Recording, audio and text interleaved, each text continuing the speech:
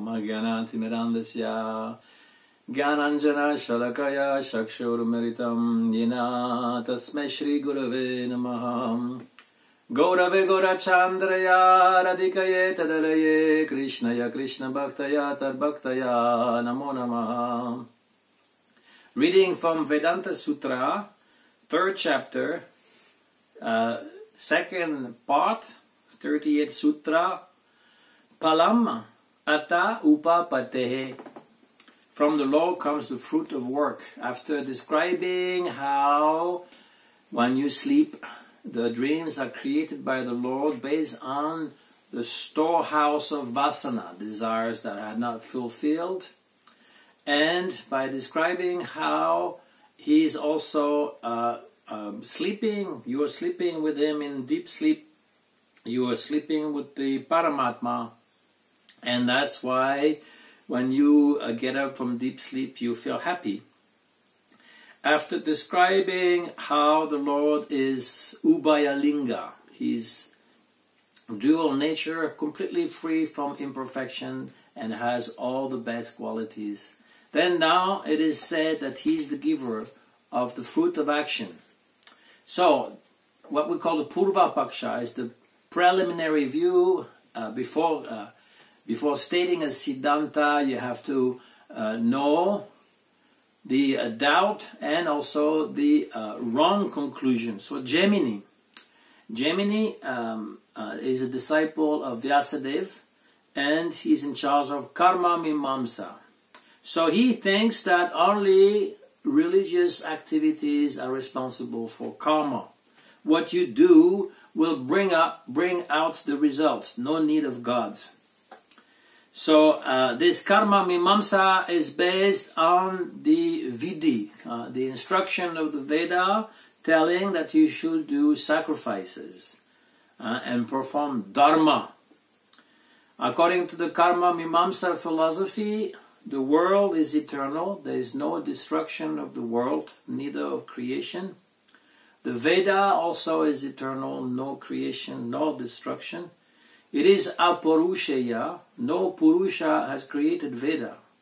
Human being, but also a God. It is self-existent. And according to Karma-mimamsa, there is no liberation because we always stay in this world. So therefore we have to be reincarnated in upper classes of human beings and go to Swarga. We have to go to Swargaluga and go and take birth as Brahmana. This is the ideal. Not go to hell, not become a Shudra, not this type of things. So if you follow your Dharma, you will always stay in an upper position. To them, karma is everything. That's why it's called Karma-mimamsa. Sometimes it is called Purva-mimamsa, the previous Mimamsa, in contrast with the Uttara-mimamsa, which is called Vedanta. So Karma-mimamsa is known to the Gauriya Vaishnava because Krishna preached this philosophy in the Srimad Bhagavatam. Once the elder were preparing some kind of a feast, cooking, many preparation, and Krishna came to the kitchen and asked Mother Yashoda, are you cooking because it is my birthday? And she said, no, leave me, I am busy, go to your father. So he goes to his father, ask him, what are you preparing? What are all this endeavor you're doing?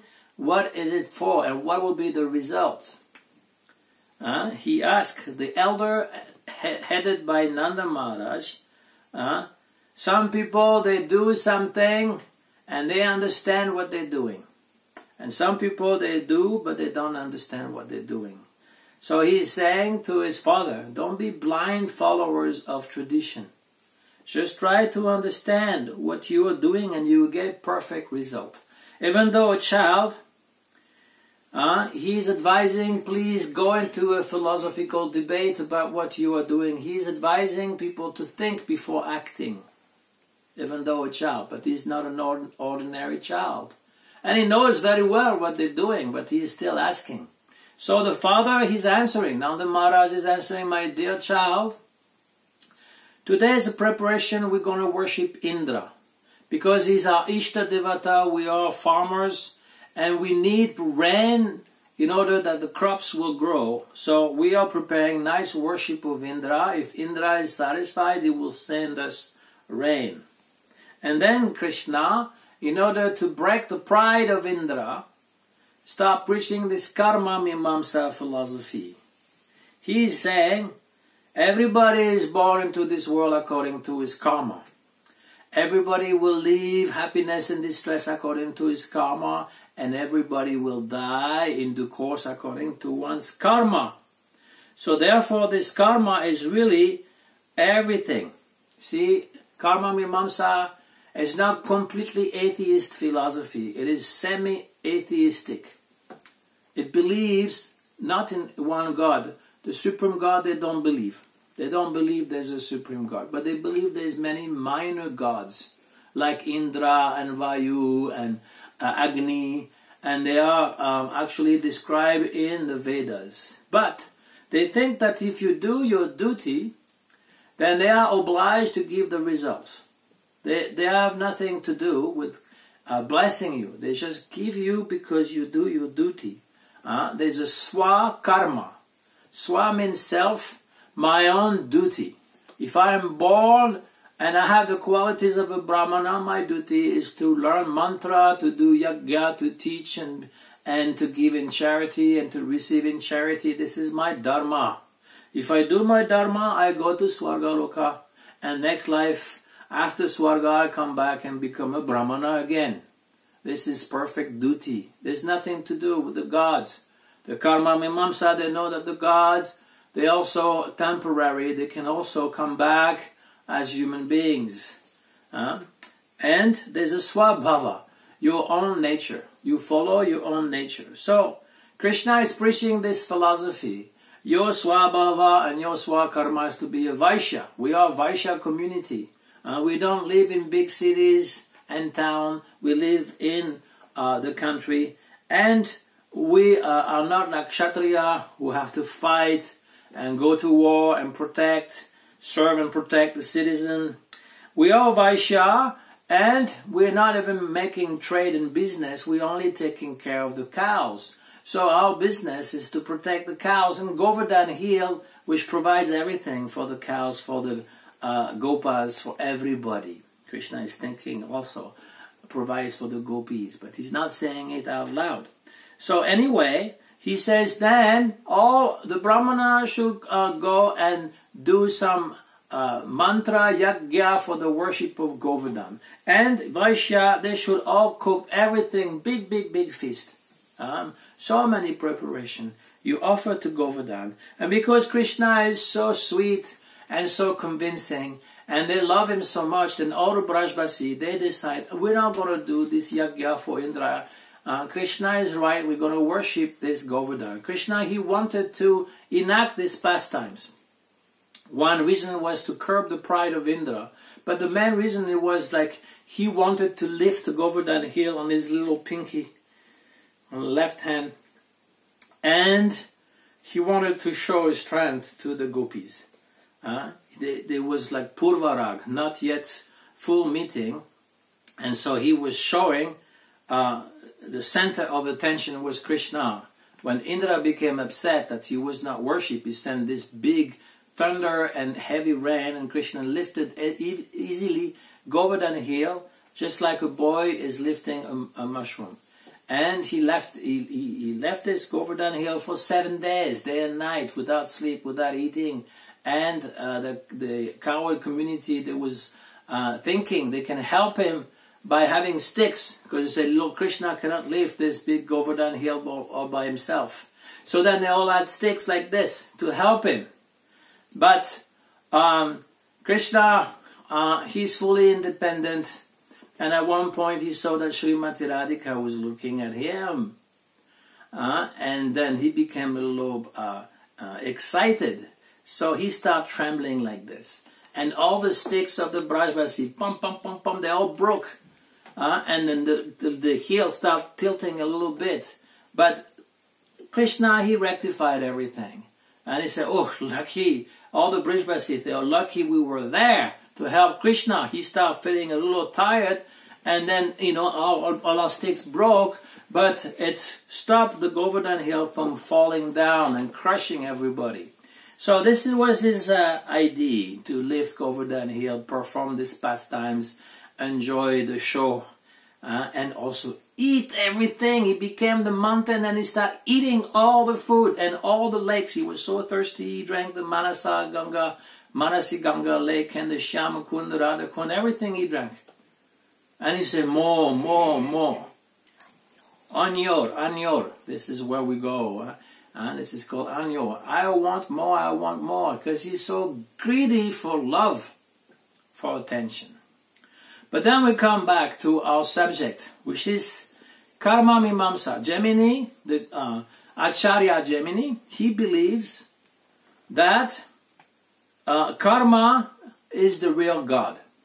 We don't have to worship anything else, because karma is producing something, a principle called Apurva. Apurva means unprecedented.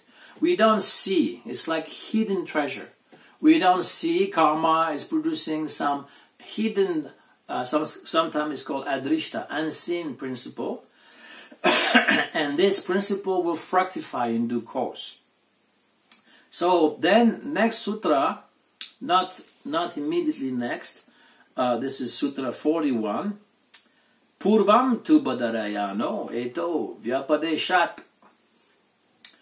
So there's the word tu. Tu means but. It's a refutal of the wrong conclusion. This is Siddhanta Sutra. But Badarayan. Who is Badarayan? We call of Badarikashram. Badarikashram in the Himalaya, the abode of Srila Vyasadeva. So Badarayan is the name of Srila Vyasadeva. Sometimes Srila Shukadeva Goswami in the Bhagavatam is called Badarayani, meaning the son of Badarayan. So Badarayan Srimad Badarayan thinks that actually the fruits of action is given by the Lord. And here the word to describe the Lord is Purvam. Purvam means previously quoted. When? In the previous sutra. Upapate, the Supreme Lord. Pati, he's the one who gives palam, the fruit. So, Purva. And Karma-mimamsa believes in Apurva. No unprecedented. And this is Purva, meaning previously it was said this was the Lord. So this is the answer. Karma cannot give you anything. Karma is not real. It is not conscious. It is not alive. The Lord is alive. He's real. And He's fully conscious. So karma is only a tool. The real doer is the Lord. Kartri. And karanam. Karanam meaning the instrument. This is karma. I'm using this word, verbal root kru, to do. Karomi means I am doing. And so from kru you have karma, you have kartri, the doer. Karma, the action, and karana, which means the instrument. This is a different case ending in Sanskrit. So the karma is only an instrument. It cannot be the cause. Yes, you are sowing the seeds. As you sow, so you shall reap, yes. But the Lord is the sanctioner. Just like in dreams, we dream what we have inside, our vasana, but it is the Lord who creates the dream. So similarly, we act and we are also being rewarded or punished by our own action, the reaction of our action through the Lord. The Lord is sanctioning. Actually, not Himself directly, through the devatas. This is the meaning that the Lord is everything in this world. Religion, many religions like Christianity and Muslim, Islam and Judaism, they fear to go to hell. Because if they do bad action, they go to hell. And in that religion, you only live once. So you go to hell forever. That's not fun. So therefore, they know that God is a sanctioner.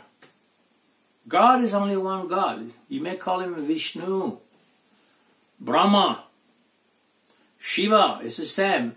Not same God, but different function, but actually in the mind of this different worshipper in Christianity, Islam, and the Judaism, they worship one of the three gods alternatively. Either Brahma, the creator, Shiva, the destroyer, or Vishnu. If they are very pious, they're worshipping Vishnu, Mahavishnu, Narayana. Action and reaction. This is what the Lord is giving. In Bhagavad Gita, Krishna is saying, I give those persons firm faith in the devatas, whose form they desire to worship. I give them the faith. And thou, with the faith given by me, those persons worship the devatas and attain their desired object, which are given by me alone. They think the gods are giving. This is actually Krishna himself giving. Krishna, Vishnu, giving through the gods. This is the understanding, that this God is giving through his agents in nature, is giving us the results of our activities, but we are the doer, no problem. We are the doer, and because of our action, we have to suffer or enjoy the results of our activities. But God is giving this sanction. He's the one who is giving the fruits of our activities. This is the end of this part of Vedanta Sutra, part 2. So next time we will see another part called Bhaktipada, which gives not Bhaktipada, Upasana Pada, the worship. What are the different sadhana according to Vedanta Sutra? Bancha Karupata Rupya Chakripa Sindhu Bhaivacha Patitanam Pavanebhyo Vaishnavebhyo Namo Namaha.